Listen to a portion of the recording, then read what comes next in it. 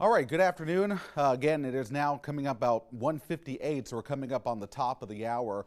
And thanks for popping on to our Facebook page and, of course, on WKRG.com as well. So what we're going to do over the next couple of minutes is spend a little bit of time talking about our severe weather threats, our latest timing, in terms of what we believe will happen here as we move you through the course of the afternoon. So, and as always, during these events, we'll give you a chance to ask some questions as well. So, let's go ahead and get started. There is a severe thunderstorm watch in effect for our area all the way through 7 p.m. tonight. We've had a big kind of broken line of thunderstorms forming in our northern counties as expected.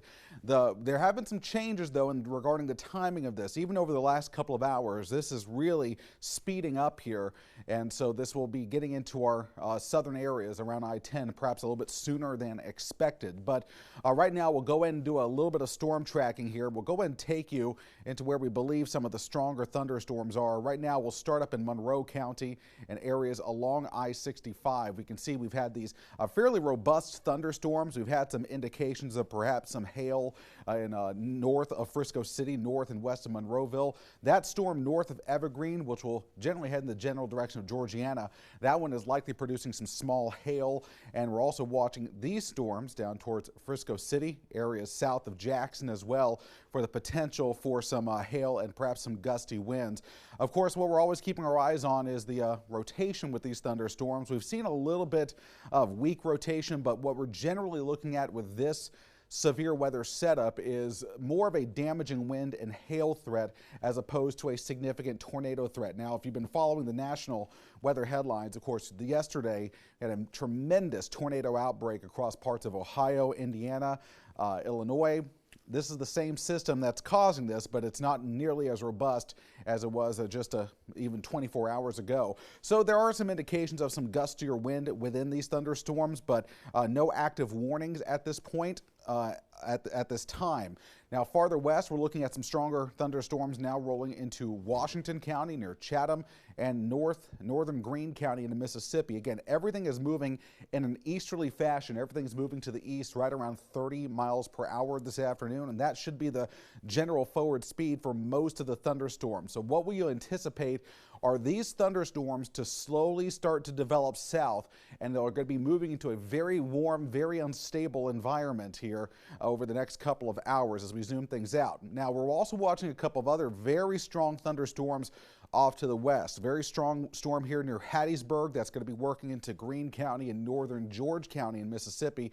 I do want you to focus on this thunderstorm as we stop our loop here near Slidell. So they just were allowed this warning to expire, but there's a blinking red box there.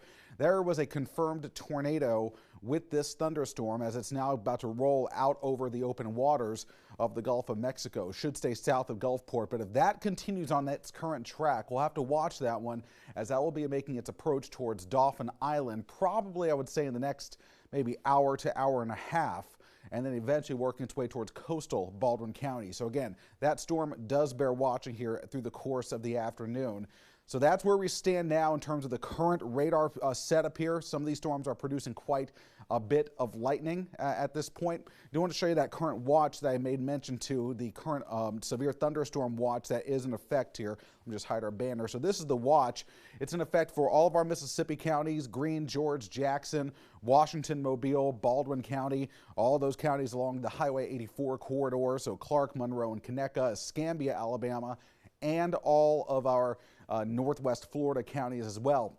This watch extends all the way to the Alabama and Georgia border, and it goes all the way back into Louisiana as well. So as we mentioned, there is a small risk of a brief tornado, but overall, this is looking more like a wind and hail threat. And some of these storms, if they're able to really get going this afternoon, they could produce some very large hail, maybe on the order of ping pong ball size hail, maybe an inch, inch and a half hail sizes are possible this afternoon. We'll go and take a look here at what we're going to, we'll go ahead and pull back up our bar. And I do want to show you the predictor as we move you through the next couple of hours. So again, scattered showers and thunderstorms kind of developing in this broken line setup here. We'll go and hide this again.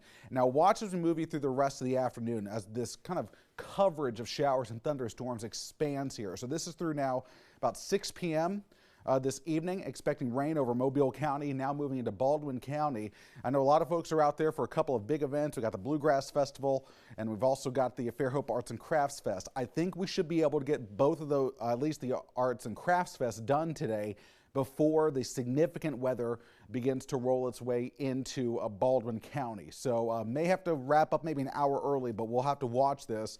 Now, the good news is once we move past 6 p.m., we still may be dealing with a severe threat for about another hour, hour and a half in northwest Florida. But once we certainly get towards 8 o'clock, I think this first batch of showers and thunderstorms is out. We still may see a lingering shower through the early evening, but then with a light northerly flow coming in, we'll see some areas of fog develop, maybe a passing shower through the night, and that'll set us up for an overall drier day for your Saturday. So the main threats, again, let's kind of give you a summary of this.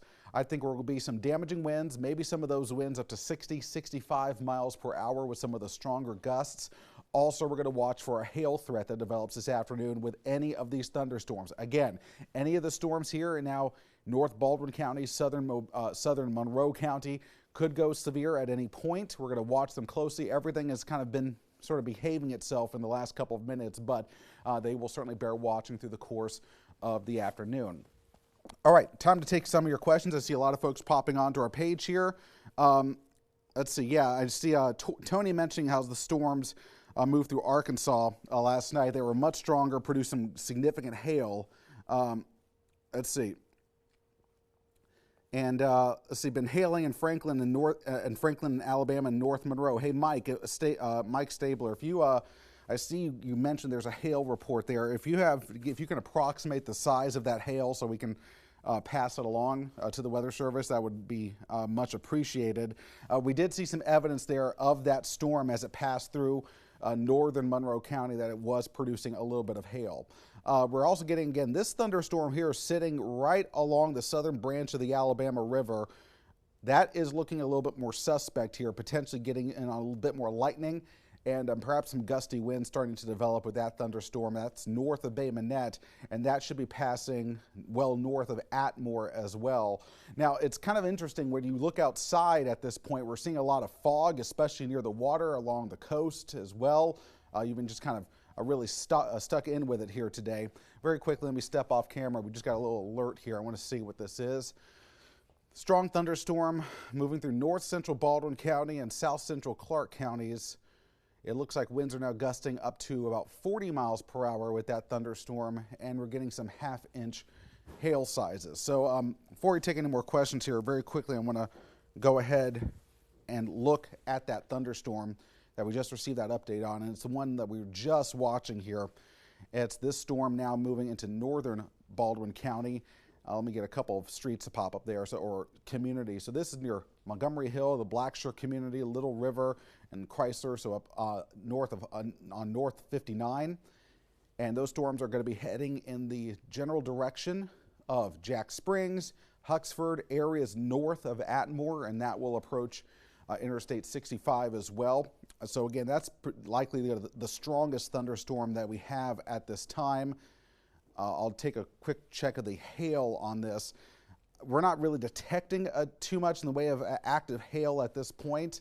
Perhaps a little bit there. You'll see it very closely. A little bit of hail, maybe about half-inch hail being reported with that thunderstorm there just west of Little River. That's all going to be moving off to the east.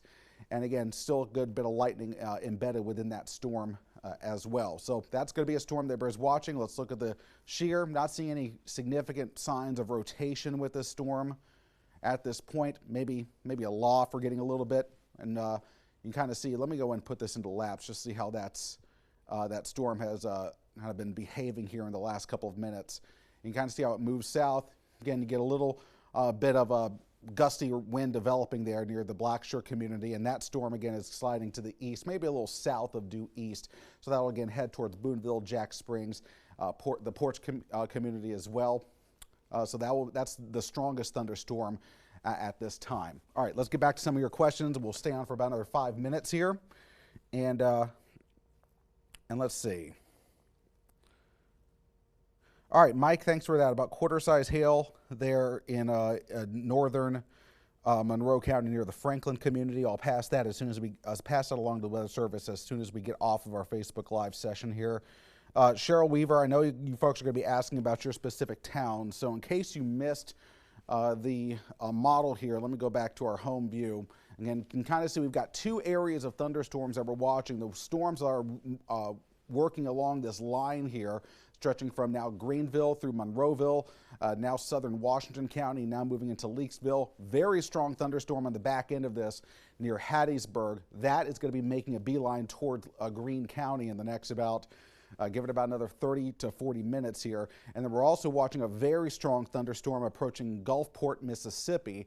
If that storm continues on its track, that would put it over coastal Jackson County and eventually heading towards coastal Mobile County. So Beulah Battery, Coden, Dauphin Island, we'll have to watch for that thunderstorm that apparently did have a confirmed tornado with it when it was just east of Slidell, Louisiana. Now again, that's moving out into the Gulf of Mexico. So now let me go back to that forecast model. In case you missed it, let's roll through it one more time.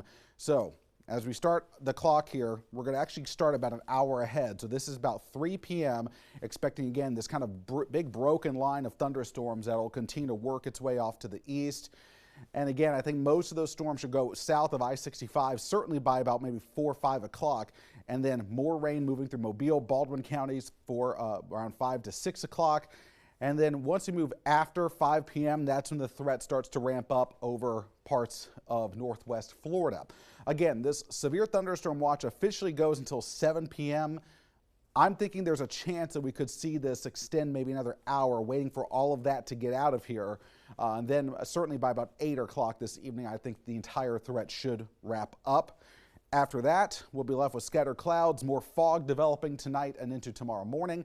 And Tuesday actually is looking a little drier for us here. So let me show you one quick glimpse of that extended forecast from this morning. We've already eclipsed our high temperature. It's already in the mid 80s now. Tomorrow, lower rain chance, around 20%, 80. So if you're heading out to any of those weekend events, some of those festivals, I think we're in good shape. Sunday, though, it will likely be another weather-aware day for the Gulf Coast. It's St. Patrick's Day. We do have likely a complex of thunderstorms rolling in Sunday afternoon that could present some damaging winds and perhaps some hail as well. So we'll have to watch that Sunday. Then we start to really cool things down here, a blast of chilly air. By Tuesday, we're thinking upper 30s now with highs in the 60s.